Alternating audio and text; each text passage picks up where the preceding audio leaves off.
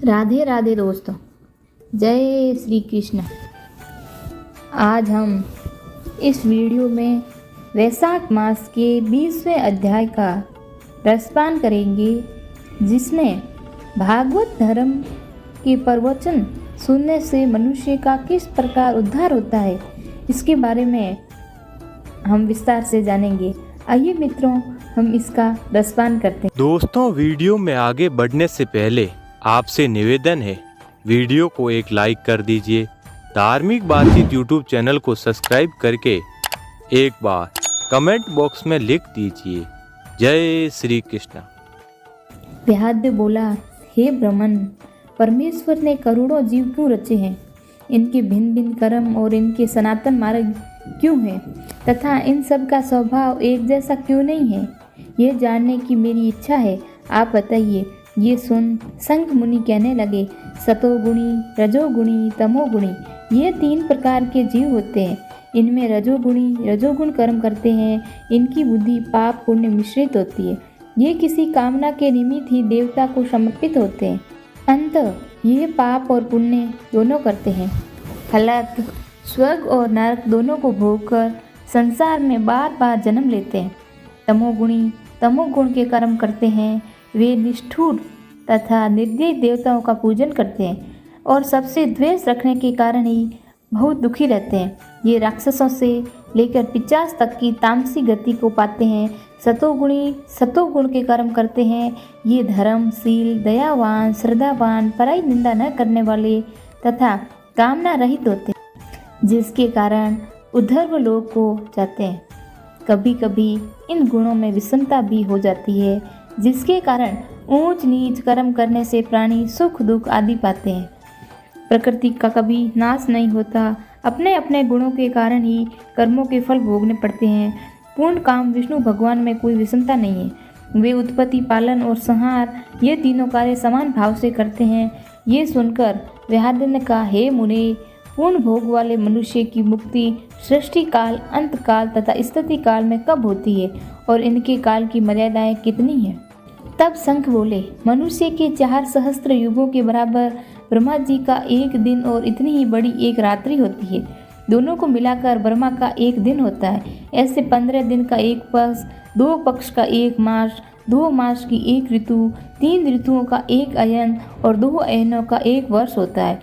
इसी प्रकार ब्रह्मा जी के 100 वर्ष व्यतीत होने पर एक ब्रह्म कल्प पूरा होता है। वहीं प्रलय का समय होता है।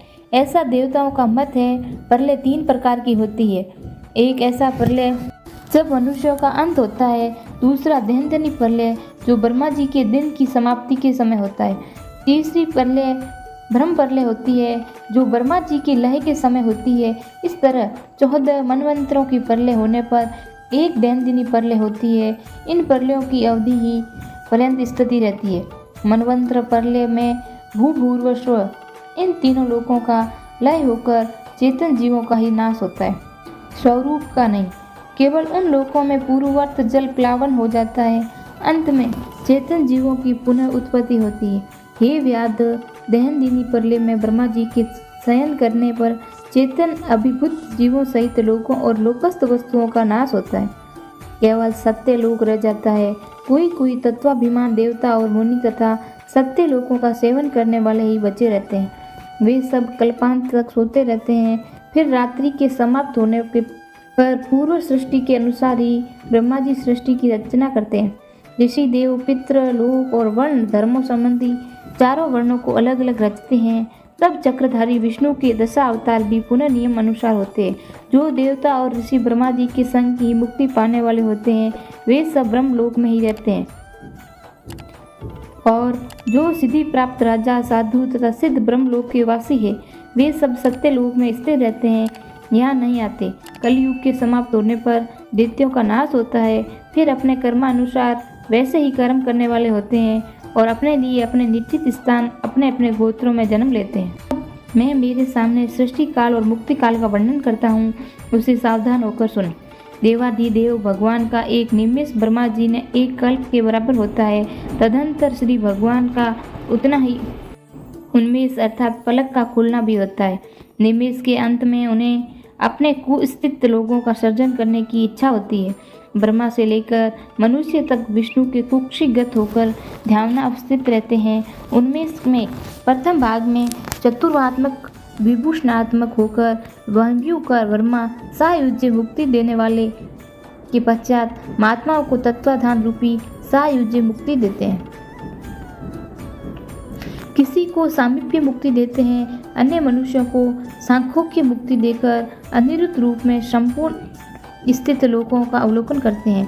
प्रद्युम्न की सृष्टि में रचने का विचार करके माया, दया, कृति और शांति आदि शक्ति से युक्त महाविष्णु भगवान भिन्न भिन्न कर्म और आश्रय वाले लोक की रचना करते हुए स्वयं पूर्ण काल में नेत्र खोलते हैं और अंत में फिर योग माया का आश्रय लेते हैं। पीयूष सकर्षण चराचर का नाश करते हैं।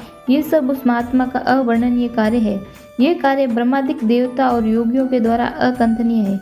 ये सुन व्याध ने पूछा, हे महाराज, भागवत धर्म कौन है और किन धर्मों से विष्णु भगवान प्रसन्न होते हैं?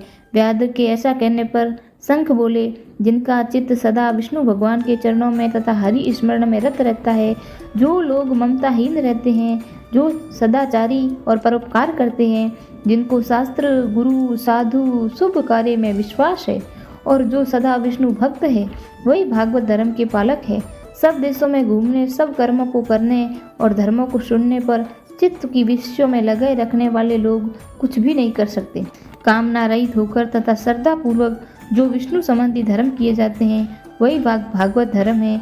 इस लोक में और परलोक दोनों में सुख धर्म लक्ष्मी जी को भगवान ने वैशाखुत धर्म कहलाए है।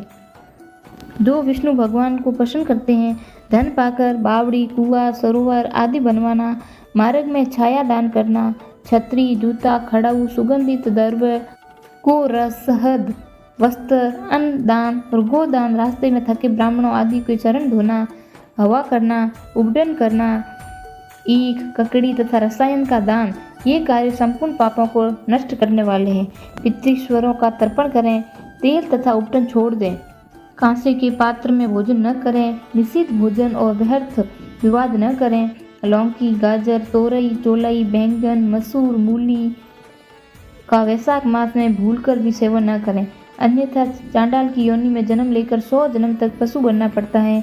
ऐसे मधुसूदन भगवान की प्रसन्नता के लिए प्रातःकाल स्नान कर भगवान विष्णु की प्रतिमा बनवा, उसे वस्त्र आभूषणों से सुसज्जित कर नित्य कर्म करके पूजन करें। वैशाख महामाते की कथा मन लगाकर सुने, फिर ब्राह्मण को भोजन कराएं और प्रतिमा दक्षिणा सहित धर्मात्मा ब्राह्मण को अर्पण करें। वैशाख की द्वादशी को दही और अन्न जल का घड़ा, तांबूल, फल और प्रदक्षिणा सहित ब्राह्मण को दें। धर्मराज को प्रसन्न करने के लिए दही और अन्न, तांबूल और दक्षिणा प्रदान करें। पहले दही और अन्न में पितृश्वरों की तृप्ति के लिए अक्षत दें, फिर गुरु और विष्णु के लिए दें। यथाशक्ति गो दान कर वैकुंठ प्राप्ति निमित्त विष्णु भगवान से प्रार्थना करें। ऐसा करने वाले सब पापों से छूट अपने 100 कुलों का उद्धार कर सूर्य मंडल को वेद विष्णु का परम धाम माना जाता है। जब सूर्ति देव जी वैशाख मास के धर्मों की कथा कर रहे थे, उसी समय वहाँ एक पंचशाखी वृक्ष पृथ्वी पर गिर पड़ा। उस वृक्ष की कोठर में एक बड़ा भयंकर सर्प निकला, जो तत्काल ही अपने पाप रूपी देह त्याग कर, हाथ जोड़कर, सिर झुकाकर वहाँ बैठ गया। धन्यवाद दोस्तों। आगे क्या, इस वार्ता का रसपान हम अगले वीडियो में करेंगे। वीडियो को एक लाइक कर दीजिए।